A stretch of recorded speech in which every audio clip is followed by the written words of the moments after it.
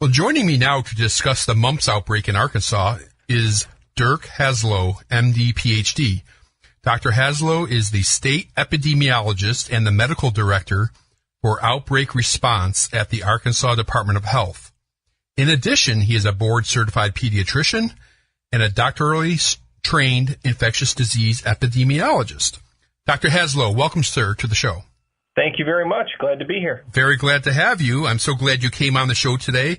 As some people know, outside of Arkansas, that you're seeing the biggest mumps outbreak in the country right now, and it doesn't appear to be going away anytime soon. And to put it in perspective, recent numbers from the Arkansas Department of Health put the case tally of confirmed and suspected cases at over 1,750 cases. Now, to put that in perspective, last year, according to the CDC data, you only saw 7 cases, and 2 years ago it was 1. If I'm incorrect, please correct me, but that's what I got from the CDC. So before we get into the situation in Arkansas, I would like you to give my audience a brief overview about mumps, the transmission, incubation, symptoms, and something that a lot of people are not aware of, the complications. Sure. Glad to do it. Thank you, sir. Mumps is a disease caused by a virus. It's been known to history for over 2,500 years. The father of medicine, Hippocrates, was the first to describe it. It typically causes inflammation of the parotid glands or salivary glands in front of your ears and under your jaw, and swelling and pain when people get it. That's the most common manifestation. But it can cause a variety of other things as well, non-specific symptoms like a cough or a cold or a fever, some congestion. In boys who've already begun puberty, or men well after that time, people who get infected can actually develop swollen testicles called orchitis, and about 20% of them after that event may develop basically some fertility problems with not being able to produce semen. Women may develop swelling of the ovaries. Prior to vaccination, mumps was the most common cause of encephalitis in the world. And since that time, since vaccination, 99% of these cases and manifestations have been prevented. It can also cause pancreatitis and a few other manifestations, deafness, rarely. But what you normally see is parotid gland or parotitis swelling. Right. Now, go ahead, sir. The incubation period is typically around 16 to 18 days, but it may take as long as 26 days after exposure to develop symptoms. Right. Now, the latest data from Arkansas is right now a dozen counties are affected, but the counties in the northwest corner of the state are the most affected, and that appeared to be like the epicenter, if I'm correct. What can you tell me about the current status of the outbreak? Well, it continues to ramp up. It's sort of a slow motion outbreak. Most of the outbreaks I deal with are, foodborne disease outbreaks that come and go within a few days. This is not the case. We've been going on for 9 months, and over the last week or so, we've been averaging about 30 new cases a day, and that's the highest number of new cases per day that we've been seeing. So we do not see any dampening of this outbreak in the near future. Outbreaks like this, which have recently happened, back in 2009 among the Orthodox Jewish population in New York, took over a year to control, and we expect ours will join that unfortunate group. Yeah. Now, for the longest time, though, it was just really affecting 3 counties in the northwest corner of Arkansas, and now it's up to 12. So you're seeing some spread. Do you know what accounts for that? Because we're seeing it in the universities and stuff now. Right. Most of these other counties have had, single cases or, less than 5 cases, and we've attributed most of that due to students who, were going to school in one area and then came home. But there's been a few exceptions. We've had new introductions of cases from Missouri and Oklahoma. So they've shared cases back to us. We've shared cases to Texas and to Oklahoma and to Illinois. This, unfortunately, is the gift that keeps on giving. Yeah. And I recall reading in another news source that they were saying that the index case came from Iowa. Can you confirm that? That's true. Is there any way to know that? That's true. It is true, yeah. Yeah. We identified a traveler from Iowa who became sick during their travel, and the family they visited then became our local cases. Yeah. And Iowa, of course, much like Arkansas, has experienced quite a few mumps cases this year. Mm-hmm. Now, while most of us are aware that mumps is generally a mild infection, it does carry with it some serious complications, and you listed them already. Are you seeing any of these complications in this current outbreak? We are, but I want to make it clear, even though, as background, a very high proportion of our population is vaccinated, and even a high proportion of our cases, our children who are cases in our outbreak, are about 94% of them up to date with vaccination. Right. But because of that, there's been some confusion in the lay media that these vaccines aren't working.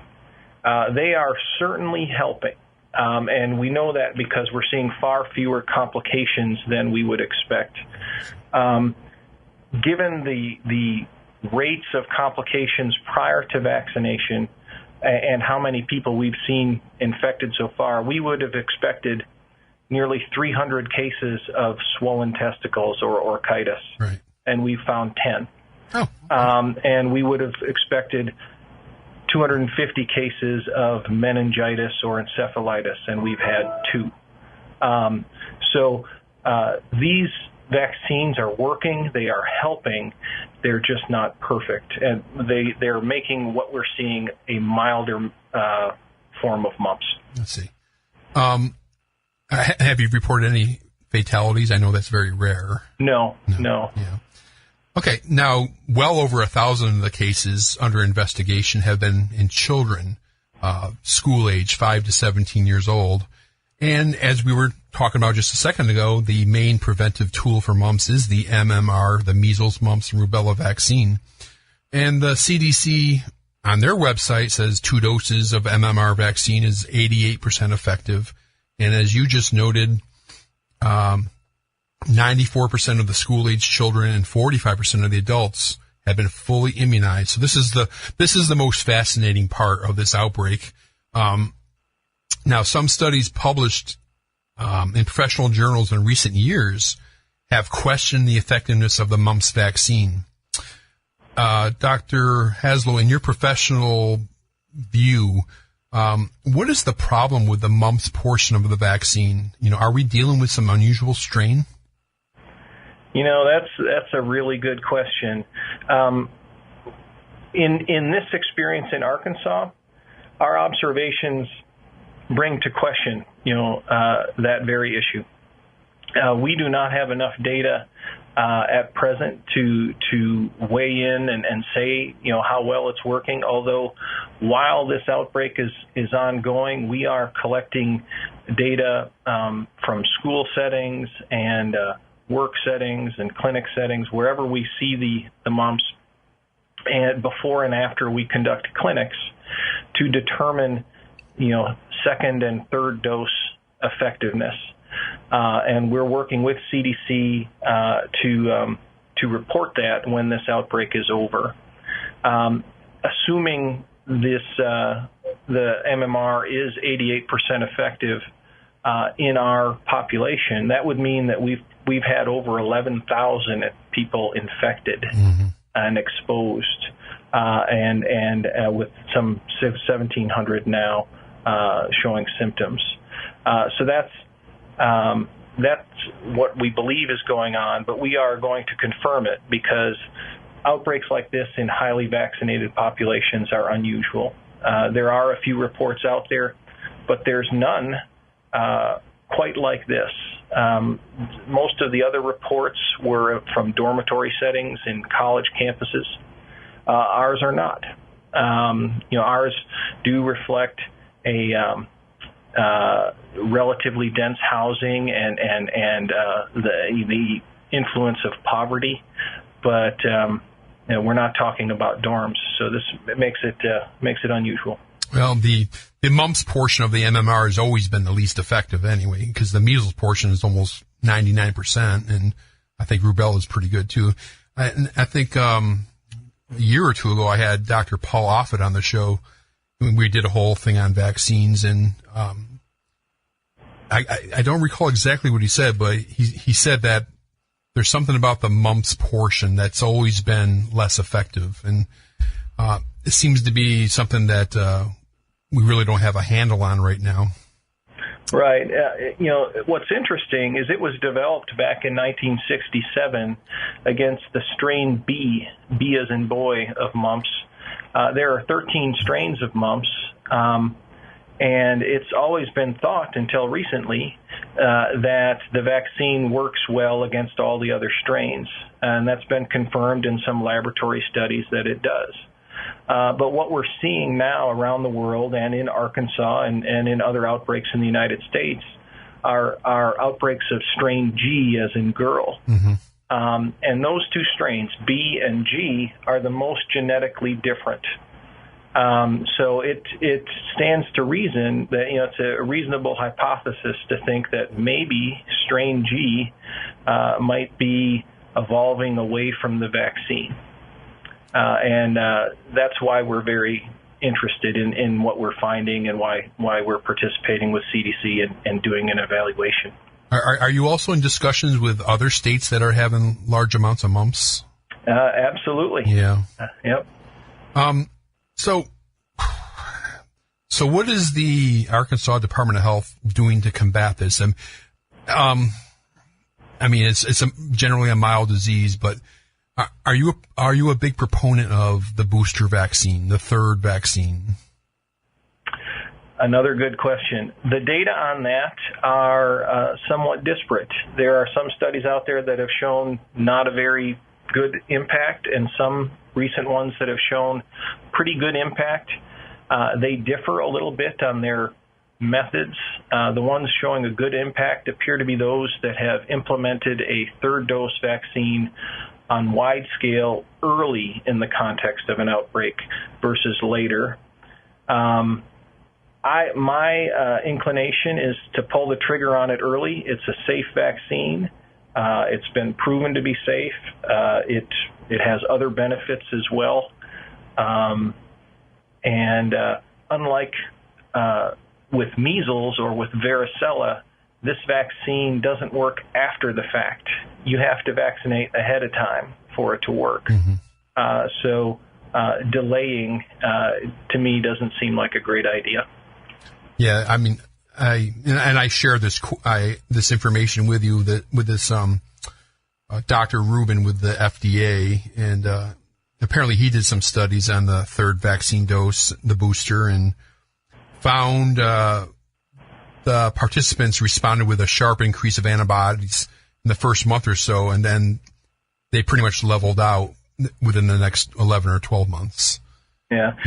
Antibody levels are always a surrogate, a marker of immunity, but they're not all of it. A lot of people will have immunity but not show antibodies, and then shortly after being exposed to a infection will rapidly remanufacture those antibodies mm-hmm. and respond appropriately. So that may be part of the fact that people aren't showing immunity but don't get mumps. Yeah. All right. Well, let me go ahead and close with this question. In front of you, you have a crystal ball. Where do you see this outbreak going? Unfortunately, I see it getting worse. We are, at least by my account and my understanding, the second largest outbreak within a state in the last 15 years. And I think we're gonna be in the running to become the largest. Yeah. All right. Well, fortunately, it's not a seriously pathogenic disease, so that's a good thing. Yep. All right. Well, thank you, Dr. Dirk Haselow, for your time and expertise, and good luck with the work you're doing on this outbreak. Thanks. We'll need it. All right. Thank you, sir. Bye-bye.